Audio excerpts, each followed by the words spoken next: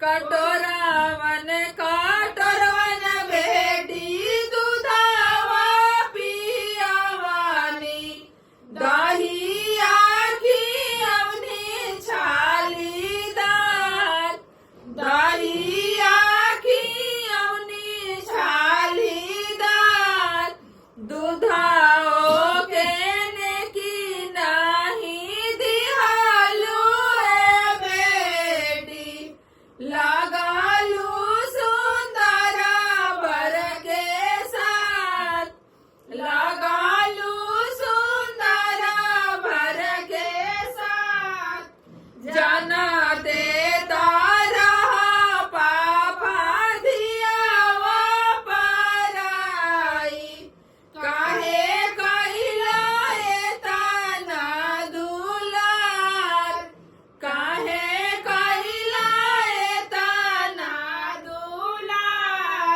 दूधावा के ने की दी है भैया होरी तेसा भैया जिनी भैया ली है बानीवास जिनी भैया ली है बानियार।